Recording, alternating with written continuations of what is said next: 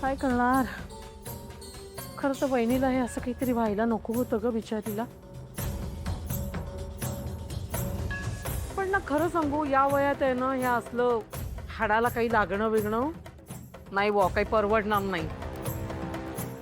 या वयात हाडं कशी ठिसूळ झालेली असतात ना, किती प्रयत्न केला ना तरी जुळता जुळत नाहीत ती. केवढ्याला पडलं असतं बिचारीला. वाईट वाटते.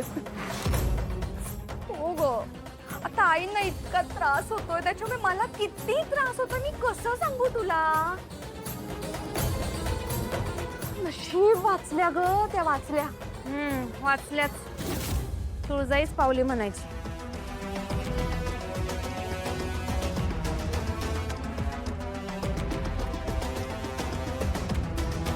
कडू आजी, या जरा इथं बोलायचंय तुमच्या संग. अहो या की, खाणार नाही तुम्हासनी. या 2 मिनिटं बोलायचं. या खाशील कशी माझ्याशी? अशी का बघतेस माझ्याकडे? असं का केलं तुम्ही? मी काय केलं? तुम्हाला काय वाटलं, मांजर डोळे मिटून दूध पिते म्हणजे सगळं जग अंधारात आहे? आजींच्या पायावर फ्लावर पॉट तुम्हीच पडला.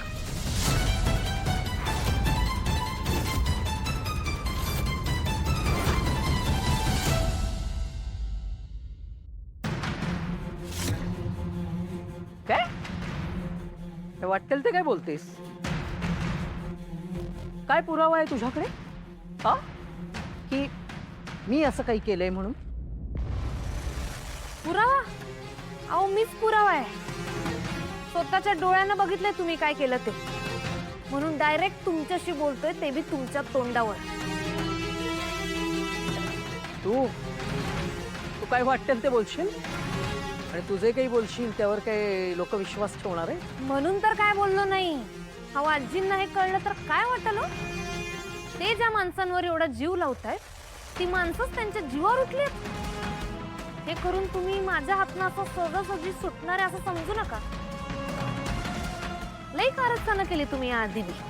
खराच पहिल्यांदा तुम्ही करताना ते बघितलंय मी. पहिली वेळ आहे म्हणून काय बोललो नाही. खरं इथनं पुढं माझ्या आजी आजोबांनी त्रास द्यायचा प्रयत्न जरी केला ना, तर ध्यानात ठेवायचं मी कोल्हापूरची. आम्ही माणूस मनात बसला तर त्याला डोसक्यावर घेऊन मिरवतो, आणि तो डोसक्यात गेला तर त्याला पायताना खाली चिरडतो.